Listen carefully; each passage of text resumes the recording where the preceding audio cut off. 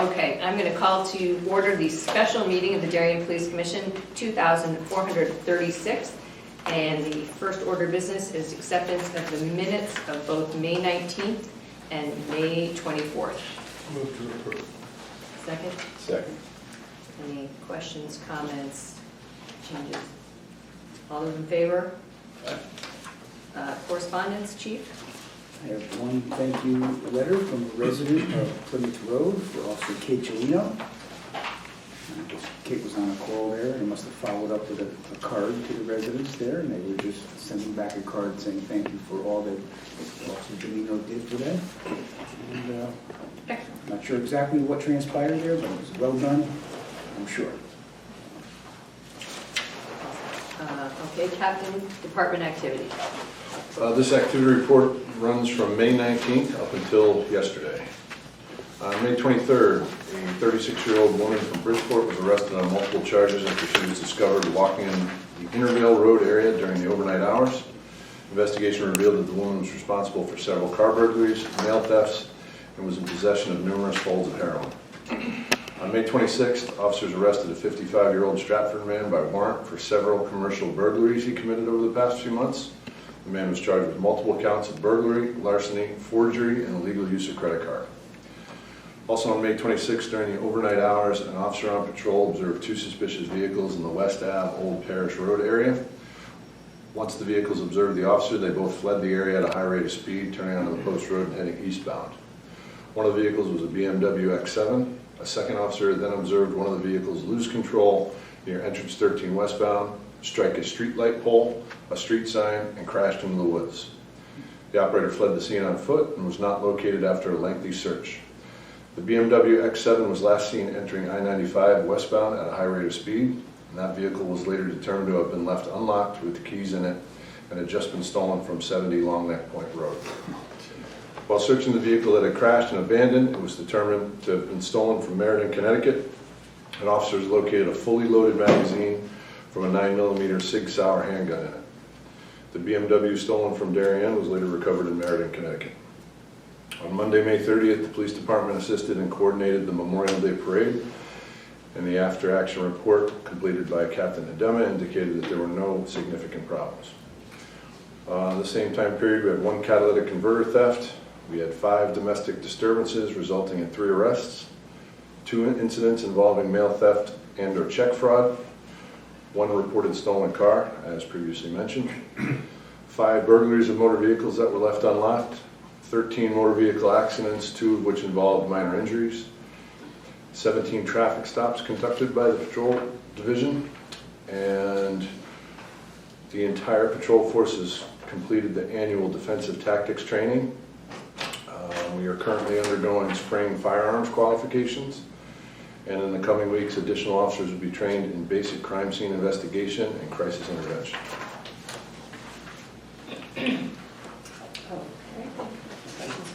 Just as an aside for the car that crashed on the post road, in that same time period, we had 2 cars coming through Darien. Not only are they coming down the Boston Post Road in the area of the Duchess and the town line at 80 or 90 miles an hour, attempting to bait our officers to pursue them, they fled into Norwalk at a high rate of speed and then decided to come and strafe the Post Road yet again, coming eastbound, again trying to bait our officers into pursuing them at 80, 90 miles an hour in the middle of the night. So these people perpetrating these crimes are getting more and more brazen, and they're looking to bait the police into getting involved in an incident. Right? So we're going to make an effort to apprehend them, but we're not going to put the officers or the public in danger to do so. Secondly, the unlocked cars that are being taken to Darien, as often as not, when they are recovered, they're again, like you've heard me say time and time again, they are recovered with evidence of firearm activity in the car. Either bullets, handgun, magazines, gunshots in the car or around the car. I'm going to say this every single meeting until we can get a handle on this issue. We're running PSAs now on Channel 79. As the Commission knows, that we partnered with Norwalk Community College to do PSAs to try to get folks here to lock their cars. Once again, you see from the activity report, It's apparently falling on deaf ears, because we have not had a single car broken into. All the cars are unlocked, with the keys in. Once again, for anyone watching or here in the audience, please help us help you. Simply lock your car and secure your valuables. Thanks.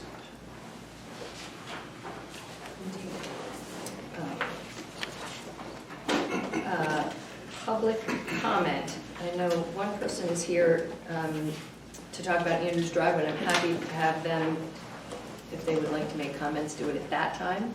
Yeah, sure. All right. Is there anyone else that would like to address the commission for any other reason that's not on the agenda? The road race is on the agenda as well, so we'll take it from there. All right. What else? Feel free to, I'm happy to take comment at the appropriate time in the agenda. Old business, building issues update. Well, a computer circuit board that runs our air conditioning that we knew that we needed in October just was installed yesterday afternoon. I guess due to supply chain issues, it took a long time to get that computer circuit board. And Monday it was 83 degrees in the admin area. Tuesday it was 80-something degrees in the admin area. And they're here almost every day working on our HVAC.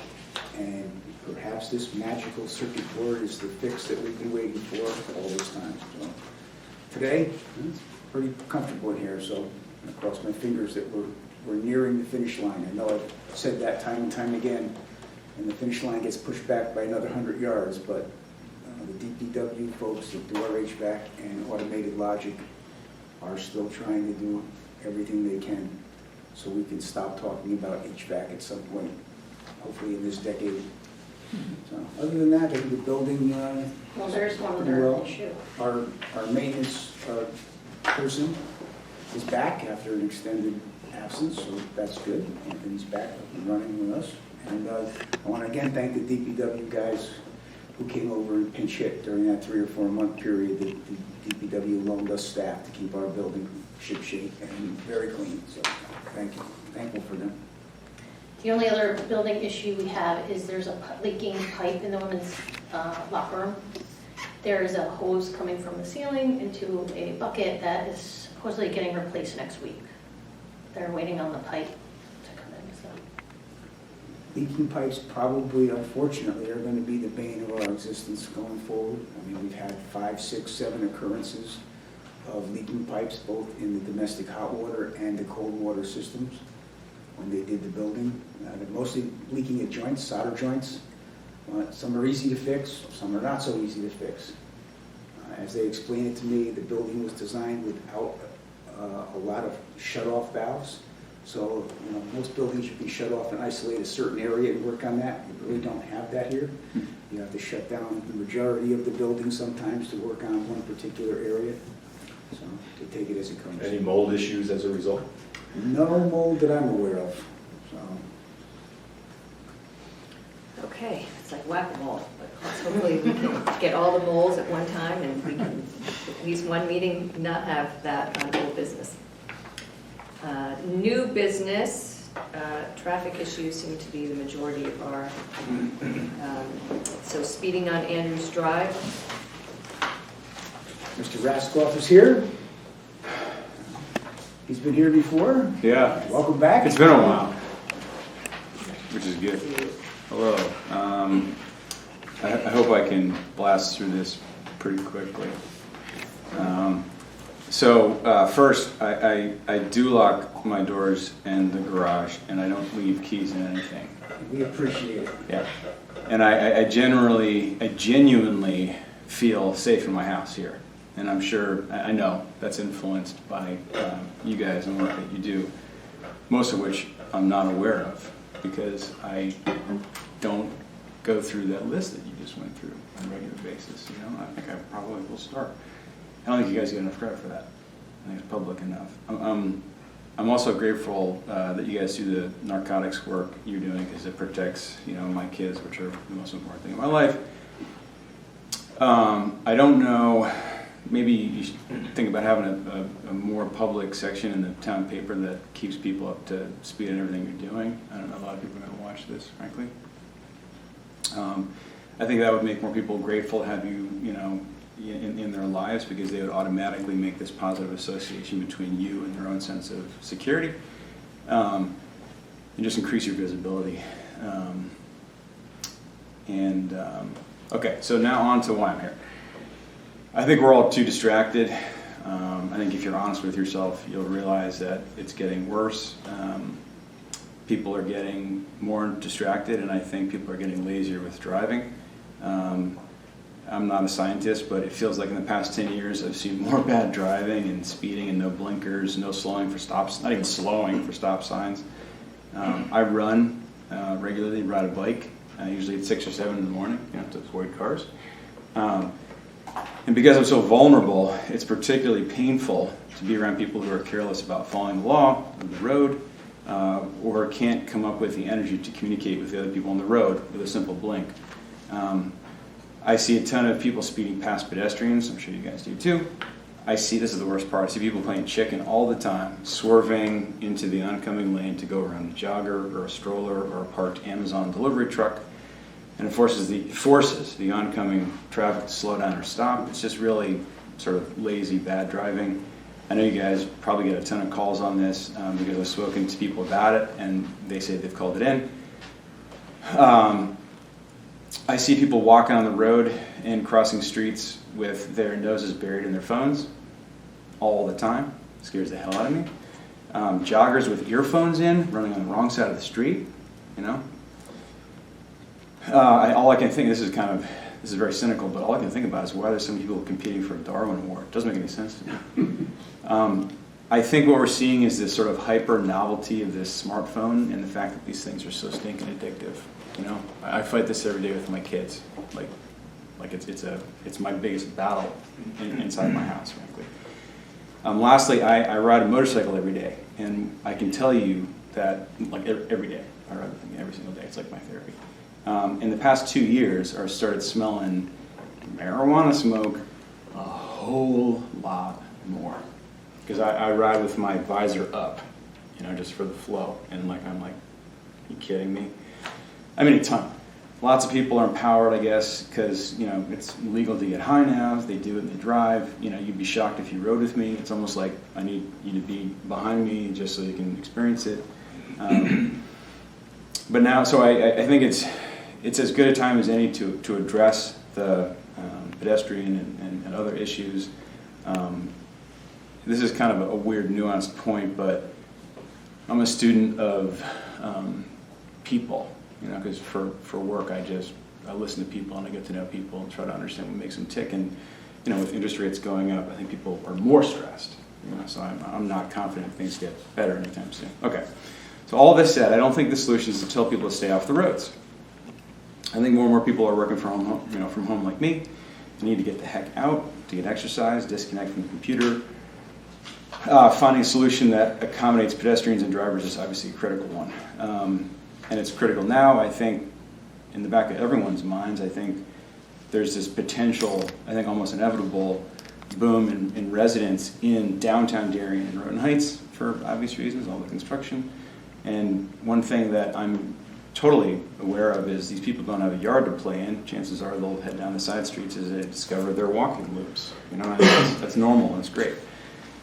One solution would be to, you know, pay for sidewalks everywhere. Aside from that relatively impractical solution, I'm curious about what other ideas you guys all have. This is probably an ongoing problem. And at this point, it might sound to you, because I'm always self-analytical and I hate to sound like a complainer, but I probably sound like the average call and complaint. But what I would like you to remember most is that I'm a Darien lifer, as you know, you guys mostly know, and I'm a homeowner now for 20 years, and the punchline is I want to be part of the solution. All right, I have a lot of free time now. I've put 28 years into my career. I love reading and learning about how much our world has changed in the past even 10 years. And like I said before, everybody's super distracted. You know, we're not scientists here, but I think it's totally obvious to everybody. And for me, the solution is really to see the changes in people's behavior. Like I said, I'm a student of people's behavior, and to be honest about what's causing it, and to talk publicly in an effort to help identify solutions. That leads me to my third item, which is an ask. I'm aware from speaking to dozens of Darien natives and new residents that everyone, and I mean pretty much everybody I've talked to, is upset how they feel while walking, running, biking, strollering, dog walking, everybody. Nobody's ever told me people drive respectfully and that they feel safe, you know. And I know it's a two-way thing. You know, drivers are upset that walkers are 2 or 3 abreast. You know, I see that all the time. It really ticks me off. I get that too. I think most people see this exact safety issue as the #1 issue in town. And this is probably because people don't know all the other stuff you do and the stuff that you're doing a great job at. And this is this public relations work in progress, I guess. And like I said before, I need to start watching this thing to hear all the stuff, the crazy stuff that's going on, that's taking all your time. But on to why I'm here and what you ask is, I would like to understand how you guys perceive the issues that the public believes the police is here to address, including pedestrian safety and all the other stuff. And then I'm interested in understanding how you allocate your resources in response. Curious. And that's why I asked for some information on the sum total, and I'm sure you have it, various complaints that come in, for an idea how that translates to resource allocation. And that's really my request for today. And I'm happy to help in any way I possibly can. And this is, you know, I'm trying to think, I think this is another way to build a bridge with the community, because from my conversations it's clear that most people don't have a good understanding of the pressures that you all feel on resource allocation. I don't think they have any clue. And with more pedestrians, more traffic in downtown, as downtown gets rebuilt, and if parking becomes an issue, it's already kind of a pain in the butt, frankly. Let's say more people walk or bike to town for dinners or ice cream or a haircut, I think it's best to be honest and transparent about the issues, and then to have an open dialogue about coming up with a solution. That's all I got. Anybody want Is that addressing more the commission, or is that addressed in general? Willing to More general, really? But I'll kick it off if you like, unless you want to go ahead first, You're Chief. free, Commissioner. Okay. Mark, you said a lot. You said a lot of things there.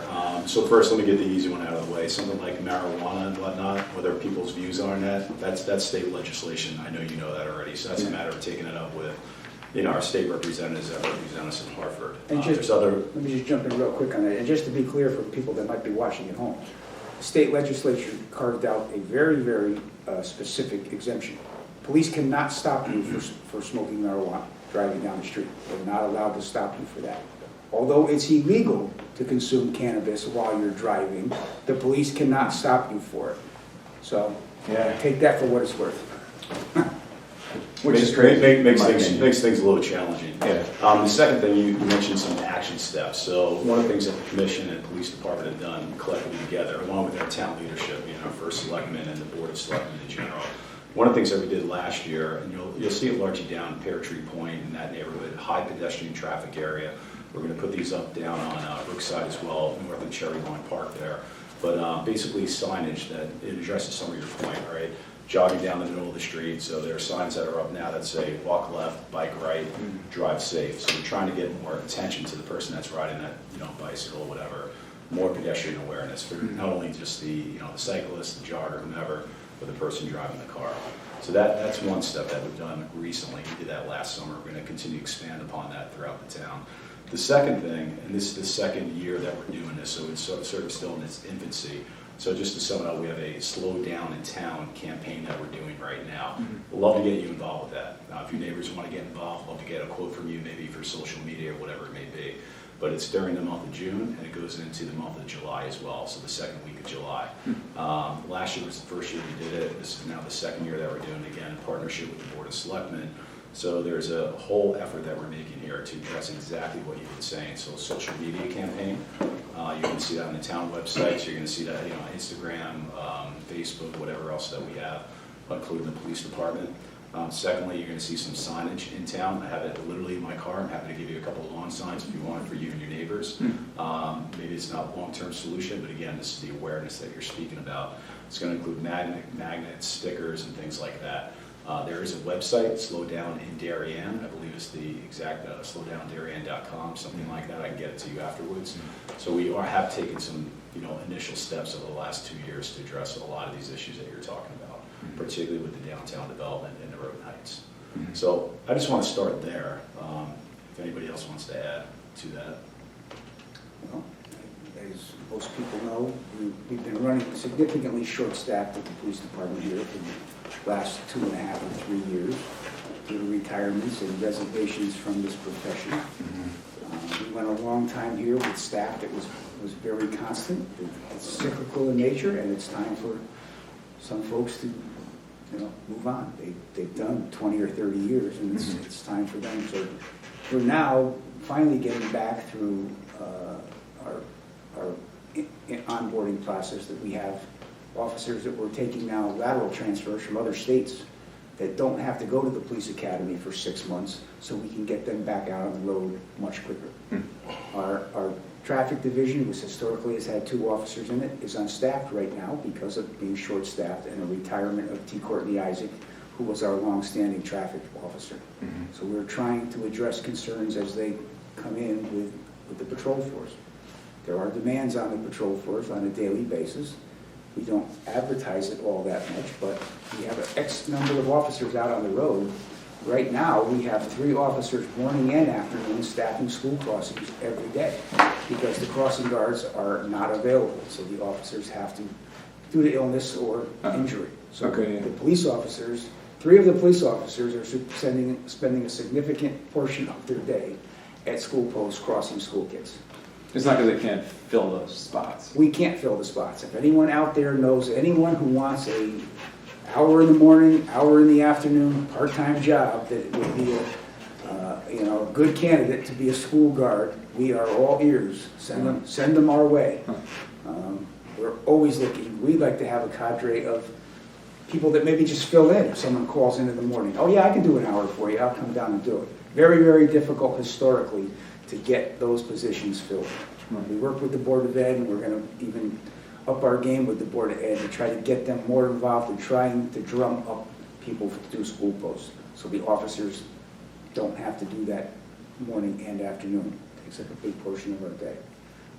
We do fully intend on getting our traffic division restocked with officers as soon as we can, because they're the front line for answering these kind of questions and citizens' concerns. And getting out the speed sentries, which are our portable speed devices that flash your speed, that go from street to street to street. Right now, it's not that easy to deploy them. The average officer just can't charge it up, get it out there, and know how to do it.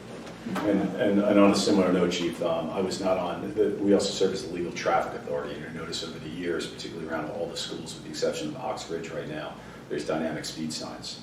And those are very, very effective, right? When you go down the post road flashing if you're speeding, right? And very effective in slowing down traffic, so a good calming device. So we just requested 4 additional ones. On Mansfield Avenue by Oxbridge, you're asking about action, right? The steps that have been taken. And then additionally on Upper Hoyt Street. So it's not formally approved yet. We did approve it here. We just have to make a request for funding for that, and those should be implemented over the next, don't quote me, I don't know, next months. Let's put it that way. So there's a lot of actions that we've taken, but to the Chief's point too, these new signage that we have, we can deploy those in neighborhoods. We have the resources. Happy to do that. What we didn't do, I'll say what we didn't do well historically, is that we didn't document our response to speeding complaints on particular streets, right? I might speak to you in the deli, and you say, can you send somebody? And I go back to the division commanders, and I say, hey, assign somebody on Andrews Drive for the next few weeks, show the colors down there. Now we put it in our CAD system, where officers are stationed for traffic. So we do, moving forward, we're going to have a better database. Is it the PIN system, or what's it called? Yeah, well, when a request comes in, often we put it in our PIN system, which is the Police Information Network. Okay. It's just our internal organ where everyone can see where we're getting complaints or requests for service. So, yeah, it's in there, but it's also, when an officer gets deployed now, like for the last few months, we've been responsive to a lot of requests on Long Neck Point and Pear Tree Point. So when the officers are there, they're putting in a CAD entry in our system of what time they were there, and then a general synopsis of what transpired. Was there any violators? Did you make any contacts with any pedestrians? We're thankful to see you there, and I've gotten quite a few thank yous from the residents of Long Neck and Pear Tree on our response down there. So that's where we stand now. I mean, we try to be responsive, and I think I explained in the email when I emailed you back. if you start at A, and I don't think we have any Z streets, but we have some, you know, Y streets and W. If you name a street, we have gotten a request for traffic enforcement on every street, on every day. It's just an ongoing, never-ending request for speeding enforcement. So you're not alone on Andrews Drive. Can I respond to what you said? Yeah, and I'd like to add too, I mean, you made really good points, and I agree with you. I think there's an awareness problem, and it's great if people follow the police department, if they're on our social media, but the majority of people in town, I don't think, follow us, you know? Yeah. So we're preaching to the choir most of the time. Yeah. So I think it's good if people like you want to help, that can get the word out to the people we aren't reaching. And any help from the public is welcomed, I would say. But like the chief said, like for instance today, I had 3 calls just today about people wanting, you know, slow bollard signs or something, speed bumps or this or that. Yeah. It's literally like he said, almost every day, almost every street. And like he mentioned before, being, you know, short-staffed, you put someone out there and then we get a call. It's tough to help every complaint. You know? Yeah, I mean, I'll kind of respond for 20 seconds. Sure. I mean, everybody's faced with budgeting, you know, and limited resources. Everybody, every business, every household, everything, right? And the hardest thing is to like optimize it. Data is helpful. Families don't usually track anything, right? It's a squeaky wheel gets the grease. And I also know, being 50 years old, that like people like to do the same thing. You know, nobody likes to change. I'm guilty. You know, I'm the worst. So what I'm trying to get at is, if you know, Chief, you were saying there's not this long log of these entries that one can analyze, but sort of the way I see things, this is just me, if one were to be able to quantify all of the, you know, requests for your attention, and then to somehow, and this is the touchy-feely part, is allocate a risk score to it, you know, like, you know, something minor, like, you know, once a week my neighbor sees the same lawn truck going down the middle of the road, you know, it ticks me off, versus somebody going 90 miles an hour down the middle of the street, let's say on a weekend night, you know, let's say it coincides with, you know, prom or something, that's a big deal. There's multiple people at risk here, right? And so in an ideal world, you have some kind of a process where, you know, you have the data, you assign risk to it, you know, or priority to it, and then you allocate your resources based on analysis of all the things that people are requesting, you know. And I think what I guess, as a, you know, somebody who's trying to learn more about it, in the absence of constantly listening to what you just went through, the average person would say to themselves, yeah, I don't think enough time and attention is being given to the street safety, you know, pedestrians and stuff, because they're not in possession, I think, of, like I said, all the stuff that you just went through, which is really crazy stuff. So maybe going forward, I think, you know, my suggestion, and maybe what I would love to, you know, this isn't my thing, you know, but it might make sense to, as you build out this database, you know, of requests, you know, and Captain, you said, you know, you got a bunch of calls today. As that builds out, it might make a bunch of sense, I think, to me at least, to sort of correlate that with how you're allocating resources, and then you would have, you know, a message to deliver to the residents, you know, like, here's the problem, here's how we quantify and prioritize, you know, and a rational human would probably come to the same conclusion. You know, somebody running around with a gun, all hands on deck, you know, stuff like that, right? milk truck, not such, once a month, not, you know what I mean? And so that kind of stuff, like, it just seems to me like it's 2022, and the fact that you guys are so squeezed, it's like, it's almost like you have to get a little more granular to maximize your resource allocation. Traffic engineers and enforcement experts will say that motor vehicle enforcement should be targeted toward your collision sites, which we do. Yeah. If we targeted our motor vehicle enforcement efforts toward our collision sites, it would be 90% on US 1. Really? And most of the violations that are occurring there are ones that we really can't prevent because it's following too close in bumper-to-bumper traffic, and invariably, or not invariably, but conceivably, someone is distracted. They may not admit to being distracted as to why they ran into the car in front of them, but most of the time we know why that is. So we do use that data very heavily to address our enforcement efforts. Around schools, same thing. We target enforcement, selective enforcement around schools. And in response to residents' complaints, and I think we do a pretty good job of trying to address the complaints, but we can't be on every street every day. We just can't do it. Yeah, I get it. It would be cost prohibitive. And then, some people out there are saying they don't want the police, not so much in Darien here, but there's people across the country, they don't want the police doing motor vehicle enforcement at all. That should not be the task of the police. Well, who's going to do it if not us, right? We're not going to get a separate motor vehicle enforcement arm of not policemen, but they're going to do motor vehicle enforcement. Or remote car shut off. I have some ideas that someday might work, but and with COVID for the last 2.5 years, and with police accountability factoring in, you see a lot less contact between police and motor vehicle violators, and you see the results. We had 12 people killed in Connecticut over Memorial Day. 12. Yeah. We've had 17 wrong-way collisions in the state of Connecticut in the last few months on the highways going the wrong way. You see it and I see it. We see people 80, 90, 100 miles an hour on our highways on a regular basis. And 3 very unhappy residents, well, not residents, but 3 unhappy motorists were stopped by the chief in the last 30 days. And I'm not doing motor vehicle enforcement. That's not my job.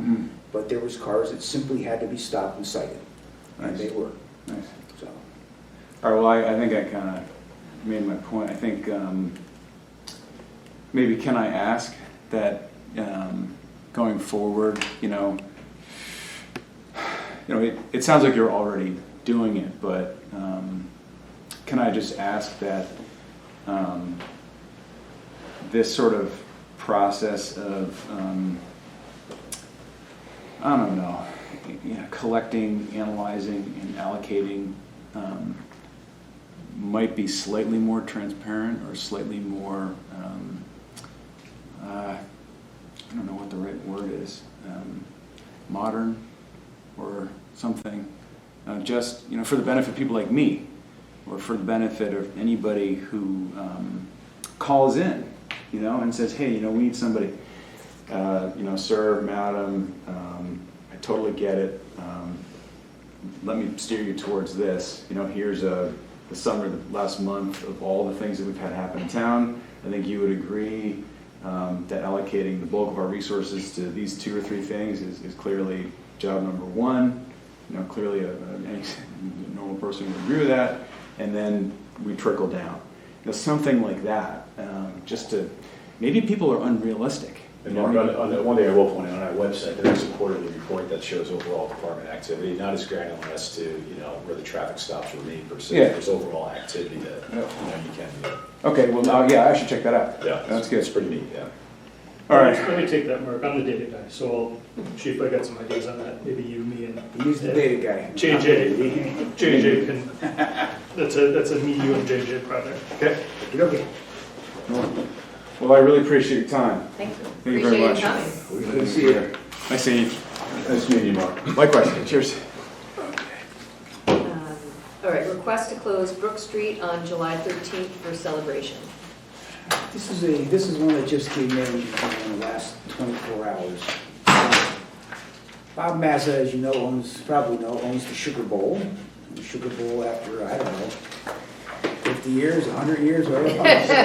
It's been there since I was a kid, so it's a long time. Is closing, and they're looking to have a little event there on his last day. I know some elected officials and are going to be there, maybe just to give a little talk, and they're looking to close Brook Street in the area of the Sugar Bowl for about a 2-hour period, from 2 to 4 o'clock on the 14th. And that, 13th. And that came in from the Corbin District folks. I think that sounds like a very worthy reason to close Brook Street for 2 hours. I think we should all attend. The commission, I think, should provisionally okay that. I do want to have a conversation With what's going with to happen. Mr. Genovese about the potential impact of any other businesses. that That's what I was gonna ask, if any That's other my only vendors concern. complain about that. Is a dentist or the butcher Yeah. shop or somebody can say, hey, I got a delivery coming in, so Well, I said so provisionally, provisionally, we and don't have then, any. yes, I will leave it, put it back in your lap to make sure you've dotted the And i's my, and crossed the t's. and my understanding is yesterday, because I was at the Sugar Bowl for a meeting, is that someone is buying it and it's going to reopen again in a couple weeks Sugar Bowl after it 2? closes. All right, well, I'm going to make a motion that we allow Brook Street to be closed some portion of July 13th. I think 2 to 4 p.m. is what they were asking for, but it probably won't be that long. But it's Contingent June, on making sure that, I thought it was this month, I thought it was June. We're talking about 2 different things. Jan? I don't know where this came from. Well, that came from me, but I was still waiting for the event organizers to contact me with specific information. I never heard anything other than from what I My briefly understanding heard is from they have Tom. another week. Bob has another week. Yeah, I'm pretty sure it's not July. June. I was surprised about that, but yeah. would you still like us to, do we need a motion, or can There we was just? an urgency to get it on this meeting's agenda because it was, I didn't think we were Because gonna have it's another meeting 12 days. before. Right. We already do have a closure for sidewalk sales days, but that has been long approved by the police commission. So I believe it is. Well, in- I don't think it mattered, We'll let me confirm the just date. tell you, It's June. confirm the date, because to me, the date, I would approve it no matter which date it falls on. So Agreed. I think we can Okay. approve closing the Sugar Bowl for 2 hours on the requested date, whichever that is, subject to you guys making sure it meets all the other criteria. Okay. Second, Great, second. any other questions, comments? All those in favor? Okay, request for crossing on Norotan Ave near McGuan Field. All right, we have something in your packet here. This one is a little problematic. I fully understand the concern. There's a resident at the Heights at Allen O'Neill that is blind, and I guess the mom is also legally blind. So they cross Norotan Avenue going to McGuan Field, at least one of the residents there. The issue that we have is the issue that we have in many, many places where a crosswalk is requested. There is no safe haven on the west side of Norotan Avenue by McGuan Field or the front of the fire department to have someone to cross to. I get it, you're crossing to the driveway. We can't really put a crosswalk there. Well, first and foremost, we can't put a crosswalk at the McGuan Field driveway because it is too close to the curve in the road, right? There's a stop sign at West Elm Street, Yeah, so traffic's not coming super quick down there, but they're accelerating away from the stop sign coming around that corner. I would like to try to explore something in this location, but it's going to take some engineering and some construction before we can consider putting a crosswalk. Well, and I'm also worried that that is a place where, we talk about false sense of security sometimes. That is you're looking ahead, you know the stop sign is at the next, I'm a little worried that is not going to make anything safer. I don't, did you follow me? Yeah, but I get the All right. concern of I know. a blind person crossing the street there to go to the park. Need some help, I know. You could go the long way down to West Avenue, across with the crosswalk, and go down to McGuan Field and enter that way. I mean, it's much more circuitous route, but it is a much safer route, especially for someone that might be visually impaired. But you're not looking, When the redesigning of the intersection in the road and west takes place, that sidewalk is going to extend north on that side of the road up to the fire department property. I'm wondering if they could configure some type of a crosswalk at the end of that new portion of the sidewalk across. That is a possibility. Yeah, the only issue with that is the gentleman that uses the walking stick uses the curb to know where he's walking, so when he leaves the sidewalk and he walks through the parking lot of the firehouse, he has nothing to hit to get to McGuan. That's the issue, because we discussed that the too. other way. And then So he needs something to like work off of, you know, there has to be some kind of landing yeah. on the other side. So you're not looking for a motion because we don't have the answer yet? I don't have an answer to Okay. this. And if we did consider putting some type of crosswalk there, there would have to be some safe haven on the other side, which would be somewhere in front of the fire department parking lot. And then there really should be a sidewalk that goes down to McGuan Field. You know, you can't put a sidewalk, you can't really put a crosswalk in that's not ADA compliant. So you can't just can't put it in. I get it, a lot of people think they can go out there with a roller and just put in a crosswalk and instant safety, but that's not the way that it works. Well, and sometimes it doesn't create safety. It does the opposite. Yeah, it just makes it worse. It makes people think they're safe when they're really less safe. So we're gonna let you continue to We're gonna have to- investigate this. We're gonna have to do some dialoguing with the DPW, Okay. and, you know, I'm not averse, as we have a couple of spots in town, we have MUTC compliant deaf people signage. There's certainly MUTCD compliant blind person in area use caution signage. I am not adverse at all to potentially having the commission approve that signage put in. No, all right, I assume we'll see this back on the Working agenda on at it. some point. We're looking, you know, it is an area where you would expect pedestrians, because it's by a Little League field and it's by a park. But the way the road is configured, you just can't put this crosswalk in without engineering and some kind of construction. Update on Corbin District Project. So upon my request, because I noticed Tuesday and Wednesday that the Corbin Drive was still closed, although it was only approved until last Friday for closure, Baywater folks answered me back saying that they needed today, tomorrow, and close of business on Monday to get that sewer buttoned up. So I told them provisionally, unless they heard from me otherwise, I would bring it to the attention of the commission today. But that by hook or by crook, FGB Construction and Baywater and AJ and Papa John had to now and Monday at close of business to figure out how to get that completely wrapped up so that road is now going to be open. So I would recommend that the commission kind of ex post facto, we approve closure till Monday, close of business. And I think they know if they have to throw a double shift in there or go into the evening hours to get that I done. would think we should be well into double shifts at We this have point. been very, very benevolent with the folks on Corbin Drive to keep Corbin Drive closed for this extended period of time, so. Good folks doing the best they can. They've got No, they're 16 feet down in rock to try to get that sewer put in, but I think by Monday, they usually, They need to work over the weekend. if they have to, whatever it needs to get it done by close of business Monday. Okay.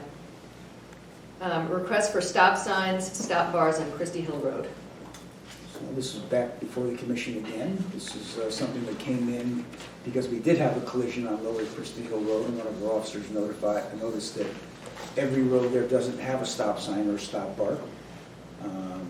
My recommendation to the commission after you folks looked at it is that we put stop bars and stop signs, at least at the end of each public road. And we can continue the conversation on the private associations. Now, stop signs are not required, right, at the end of any road. It just goes into a different statute of what you have to comply with. But I think for consistency's sake, like I mentioned last meeting, we should have stop signs and stop bars at least at the end of a public road or intersects with a public road.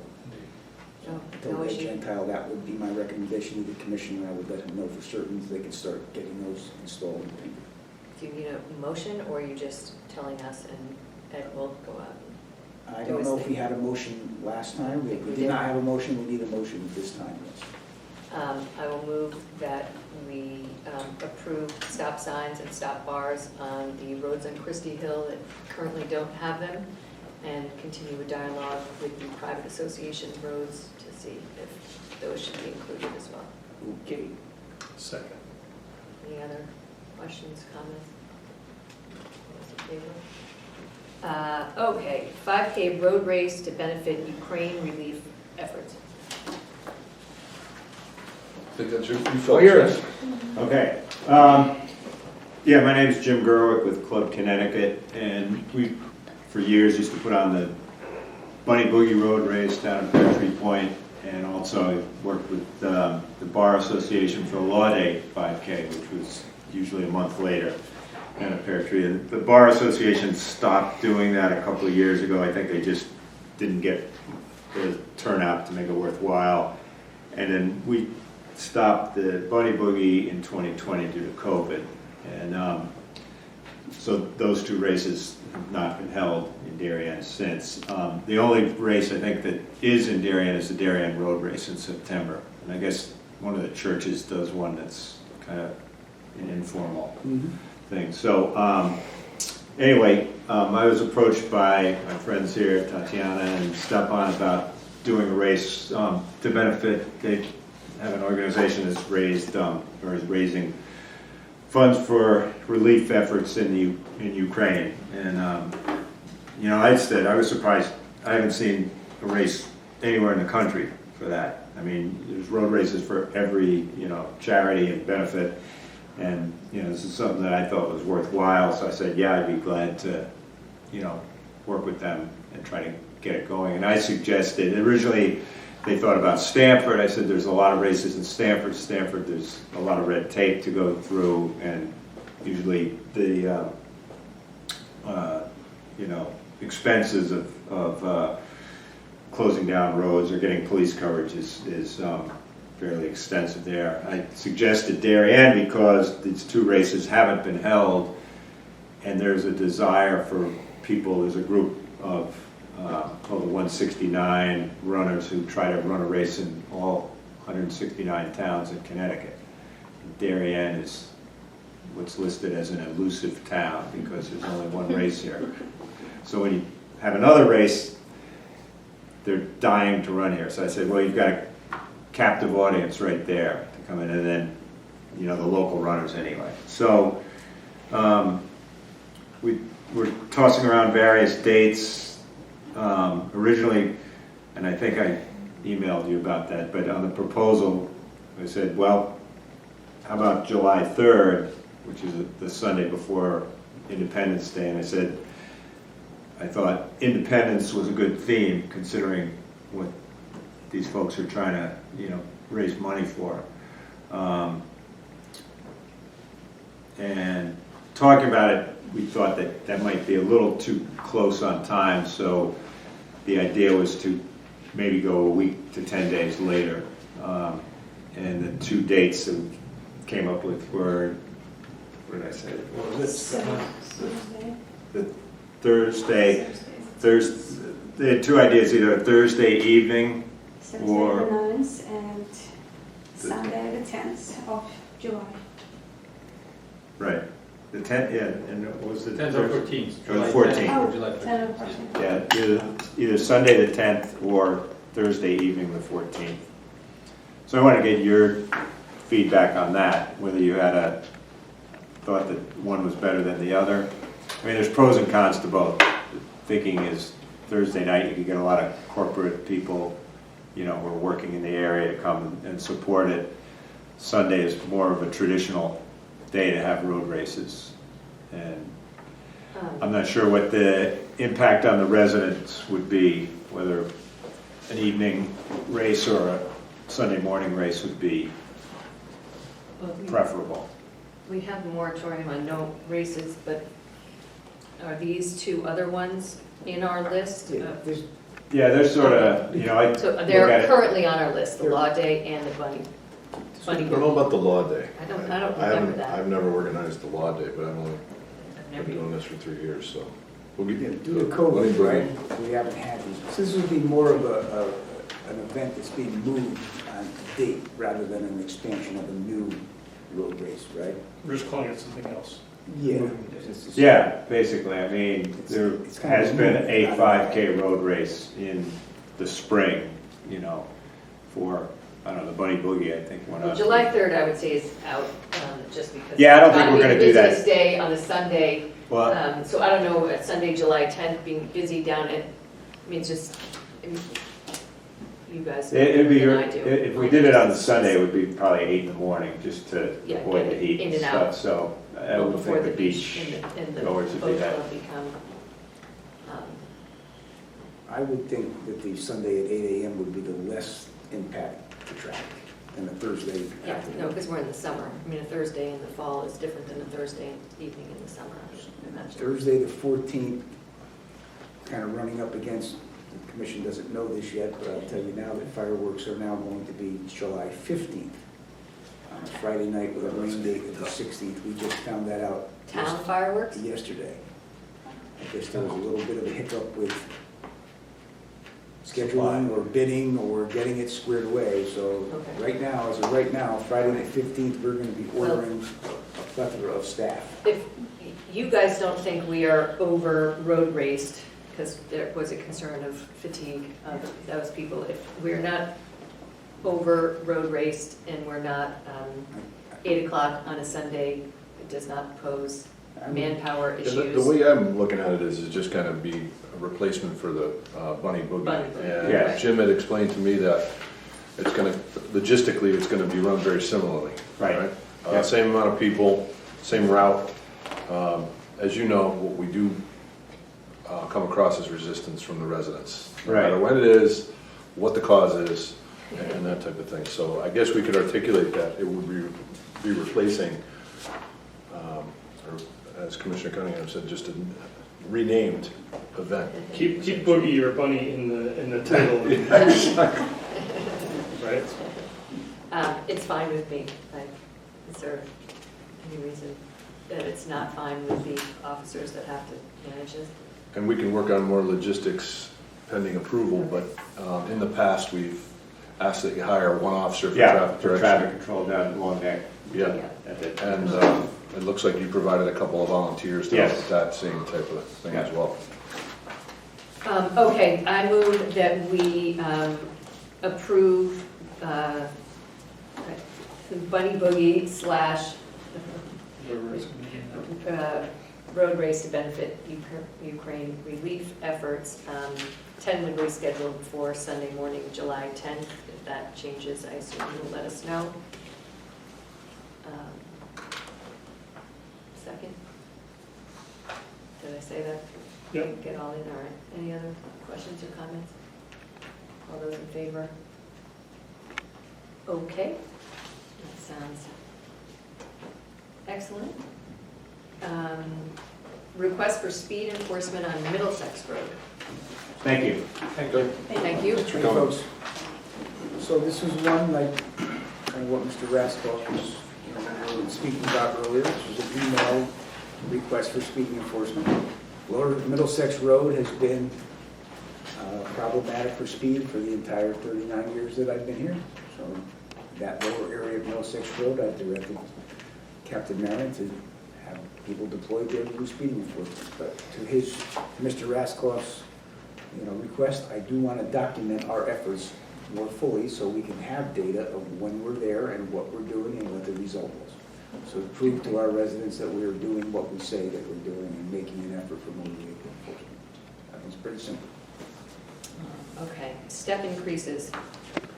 As the commission knows, when you get promoted, there's multiple steps. They're not automatic like it is for the officers, right? You don't automatically get a raise every year for your 2 steps. Actually, your 3rd step, once you get promoted, it is all done on merit.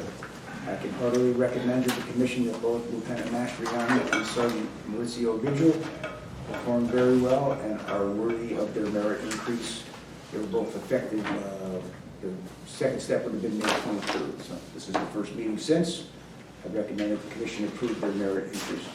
I approve the merit increases for both Lieutenant Mastrani and Sergeant Vigil for, what was it, contract? Anybody? Second. All those in favor? I'm sorry, we left this for last, but school security. Just very briefly, I just want to go on the record with the commission and for anyone watching at home on Channel 79. The commission and I have received dozens of emails since the school shooting in Texas, looking for the police department to be at the table with the Board of Education on enhanced school security and discussions around school security. The police department certainly will be at the table. I want people to know we did get your emails. We've collated them, we have them. We did not reply back to everyone who sent the email, but I just want anyone to know that we hear you. The chief and the captain may be at a Board of Education meeting next week. I'm waiting on that logistics to talk about school security. As the commission knows, when it comes to school security, we are not the main public policy makers on this. Certainly, we have the expertise to be at the table to have these discussions. I think the discussions will probably be wide-ranging for the next year on school security to see what the town, elected officials, and public policy makers, what they want to do as far as enhancements for school security. We will Play our part. We will play our part and bring our reasonable thoughts and ideas to the table. We're tasked with safety of everyone, it's just not safety at schools, it's not safety outside of schools. So we'll be there and we'll have a strong voice in how we proceed. Perfect. Okay. We have a special meeting, so we cannot add anything. The only thing left is to come up with our next meeting. June 16th is the next regularly scheduled meeting. Is that work for people? We need one? June 16th. I thought last day of school. 6:30, I'm good with that. 4 p.m., right? Yes. So that's Middlesex graduation. I had rehearsal, is that right? That's not right. So that's no? Well, either way, it's a no, whether it's rehearsal. or Okay. graduation. So Doesn't matter. we can move it. I'm here July 4th weekend, but the Thursday starts it's the Thursday before July 4th. I don't know if we could have a special meeting on the 23rd, just to avoid the whole mess. I'm here. Unless we want to do it earlier on the 16th. No, I think we can go to the 23rd. Does 23rd work for the team to my right? Captain Edema will be away, she will be away at I'm on training. vacation too, but I can make an appearance. I'm not going anywhere that I know of. I might be on vacation day that day too, but I can make an appearance because we're trying to use vacation days that we have to use by the end of June. Do people rather have it the 30th? I don't have my little black book in front of me, but I'll I make mean, I'm here the 30th, I but am not here the 30th. So it sounds like the 23rd might be. let's try the 23rd, and if things go sideways, we can move it to the 22nd. Are you on vacation that whole week, Jerry? Yeah, that whole week before, or the 21st to the 26th. But I'm local. The 30th probably wouldn't work too well because I would have to probably be the secretary because that is Miss Lesko's last day. Oh, then it's definitely the 23rd. After 30-something years of You're beautiful, adjourned. Thank you. I say we do the 30th at maybe 6 p.m. How's Yeah, that? no, we would have that. We'll do dinner after. 5:01. she might be here to take the minutes, but she will certainly not be here to take the report if we do the 30th. So 30th has to be, I think, out. We may have other plans on the 30th. I'm not sure what might transpire. All right? Yes. Fair enough. Everybody read your bio so that you don't stumble on your words. We have a motion to adjourn? Oh, yeah, I'm sorry, I would already moved on. Yes, we're out. Thank you.